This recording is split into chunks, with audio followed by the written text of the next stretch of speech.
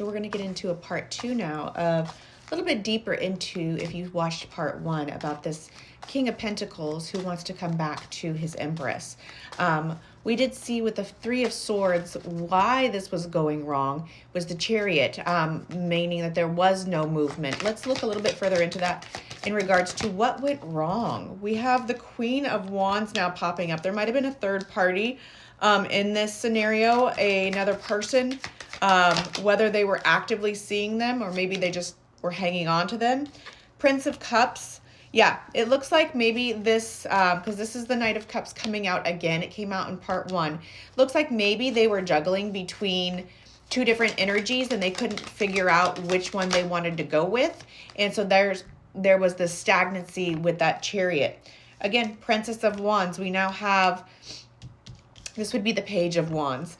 Maybe they were giving two energies, both of themselves, two different energies with this Queen of Wands popping up. And that's why the Three of Swords happened with the Chariot, meaning that there was no movement because this person was giving him or herself to another party. Let's look a little bit deeper into that. What's happening now with this other party? Why is this King of Pentacles coming back around to the Empress? What happened? Seven of Swords. Yeah, they were being sneaky. They were doing things in the dark, hoping that they could get away with it.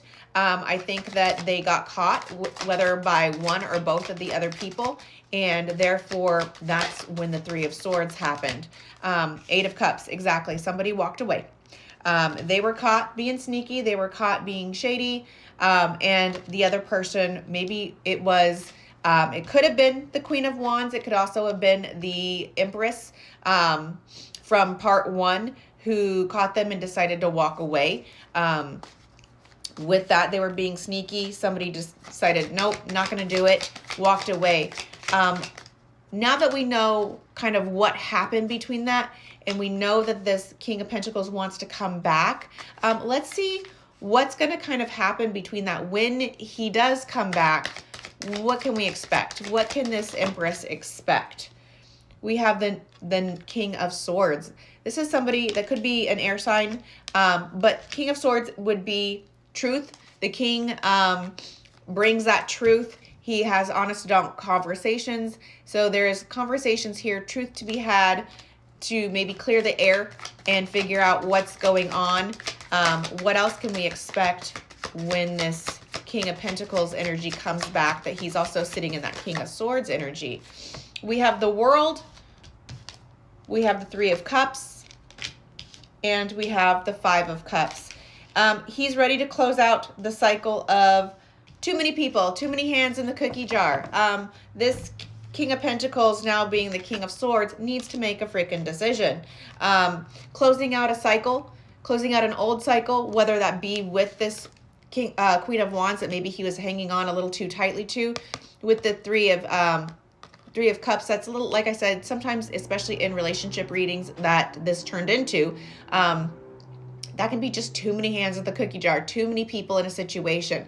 That needs to end. We have the Five of Cups, which is that ho-hum energy, the woulda, coulda, shouldas, the King of Swords, King of Pentacles here, that energy is realizing that they need to close out that cycle with the World and put it to bed. If they're ever going to move on and have some sort of good, healthy relationship with anybody in the future, you can't be juggling more than one energy. It's always going to come out. One person, two people, whatever, is going to figure it out. It's just not a good look. Honestly, we don't have with that vibe. So with that being said, now that it looks like that King of Pentacles is turning into the King of Swords with some honest adult conversation, putting the past behind him, letting go, closing some chapters. Let's see here. I think I do want to get a little bit curious in regards to the Empress. What does the Empress think about this? And if you relate to the Empress, you know, take it as it resonates. You can be any one of these people that we've been talking about. Take it as it resonates. But what does the Empress feel about this situation? What is her feelings in regards to this King of Pentacles? We have the Death card. She thought this was dead, done, and over with. She was ready to have an ending of the cycle. Maybe she did put an end to the cycle. It does look like they were in separation. So she's not expecting this King of Pentacles to come back around. She's put that past behind her. She's moving on. She's moving forward. What else does she think about this? When this does happen, Four of Swords, yeah, she needs to think about it. She needs to think about the situation. She needs to rest, reflect, meditate on it. Because again, she thought this was done. She was ready. Whoa, that flew out. She was ready to move forward with that death cycle. Nine of Wands. Nine of Wands is the wounded warrior. It can be that one more time around type of a card. Yeah, I guess we can try again. I'm a little bruised and battered from here, but maybe I have one more fight left in me, one more try left in me, etc. So this Empress energy is thinking about it. What do we think that her ultimate decision is going to be in regards to this? I know the King of Pentacles in part one really had his high hopes about what he would like to see happen. There was potential there. Yeah, okay, Six of Wands. There might be some potential here for these two people. If that King of Pentacles slash now showing up as the King of Swords with that energy, if he really can put the past behind him, close out the chapters he needs to close out, come right and correct to the Empress, then there could be some success here with the Six of Wands. There really could be a good connection and some good success. He's got to let go of this Queen of Wands, whoever this is to him. At the end of the day, we're going to be quite honest. The Queen of Wands, any of the queens in the deck is never going to add up to the Empress. They cannot compare. The Empress is the end-all be-all of all the feminine energy, all the queens rolled into one. It's like amazing, amazing energy. A mere Queen of Wands is not going to add up to the Empress. And I think that this king here is realizing that and realizing we got one. Ooh, the Tower.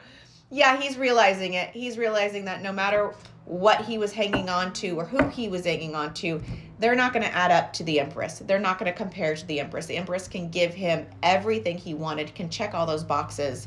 And the Queen of Wands might be attractive, but that's not going to add up to the end-all be-all. With this Tower, there is a big shakeup coming in for this scenario, for this situation. And, you know, it's up to you as whether you're the Empress here to make that decision when that king comes in, or if you're feeling like you're more of the king. There's a Tower moment coming in regards to making some good decisions in life, making sure that you're moving forward with integrity, and doing things the right way, not juggling more than one energy at a time, and really just being a good human, right?